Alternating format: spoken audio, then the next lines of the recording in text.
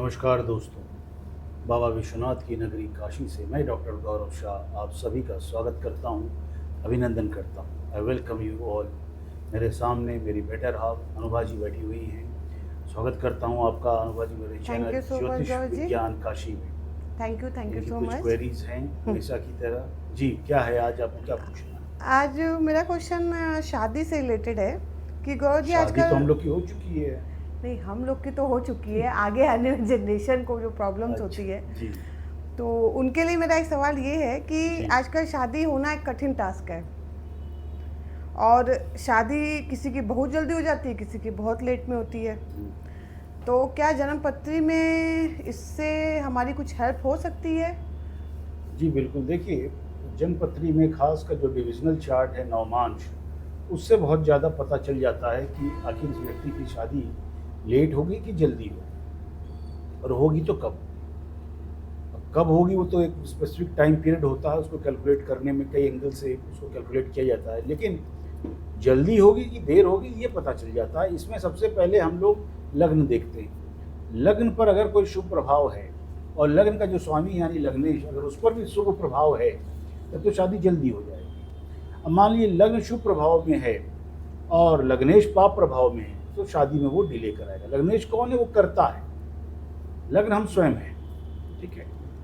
लग्न शुभ मतलब पोटेंशियल क्या है शादी का। ठीक है कि प्रोस्पेक्टिव क्या है शादी का, कब होगी ये कि नहीं होगी। और लग्न उसको लग्न इज द डूअर। लग्न वो काम करवाता है। अरे सॉरी, लग्नेश वो काम कराता है। मेरी बात समझ में आ रही है? अब जैसे मान लीजिए लग्न पर केवल शुभ संबंध है पर लग्नेश पर पाप भी है और क्या कहते हैं कि अच्छा संबंध भी है, ग्रहों का शुभ संबंध भी है, तो मिली जुला होगा। तब ये देखना होगा कौन सा ज़्यादा बली है, उस पर शुभ प्रभाव ज़्यादा बली है या अशुभ प्रभाव ज़्यादा बली है। अगर अशुभ प्रभाव ज़्यादा बली होगा तो वो शादी लेट कराएगा, और अगर शुभ प्रभाव होगा तो शादी जल्दी कराएगा। मान लीजिए एक और कंडीशन देखिए, लग्न पर अशुभ प्रभाव ज़्यादा है ग्रहों का, यानी लग्न पापक ग्रह से ज़्यादा घिरा हुआ है या पापक ग्रह की ज़्यादा उस पर दृष्टि है, और लग्नेश की भी वही स्थिति है।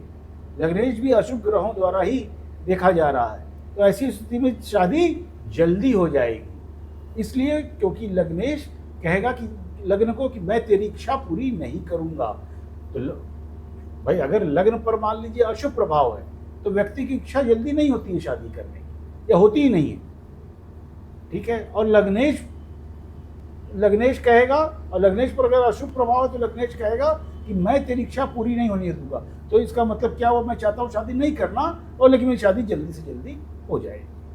ठीक है, आप समझ रही हैं? कई सारे इसमें परम्यूटेशंस हैं। तो उसमें एक कुंडली देखते हैं, पहले देखी हुई हम लोगों ने कुंडली, फिर से आज देखते हैं। देखिए अंजू श्रीवास्तव जी की ये कुंडली है। अब इसमें देखिए जो लग्न है उनका, तो लग्न पे को अगर आप ध्यान से ऑब्जर्व करें तो लग्न इनका शुक्र है और उस पर बुध की शुभ दृष्टि पड़ रही है, यानी इनकी शादी की इच्छा है और बलवती इच्छा है। ये चाहती है कि मेरी शादी हो जाए।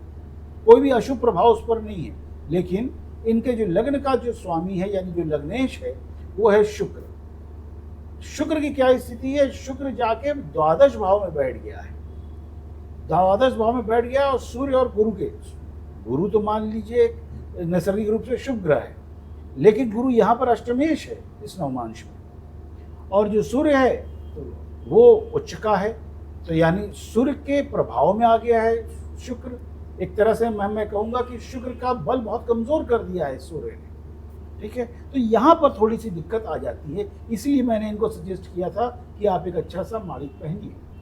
तो मालिक पहनने से सूर्य का प्रभाव कम होगा और तो शादी इनकी जल्दी हो जाएगी।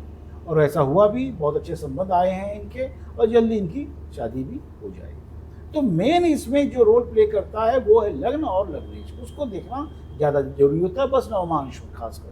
जब बहुत स्थिति क्लियर नहीं होती तो हम लोग त्रिशांश भी देखते हैं, क्योंकि त्रिशांश से सौभाग्य और दुर्भाग्य को हम लोग देख पाते हैं। ठीक है।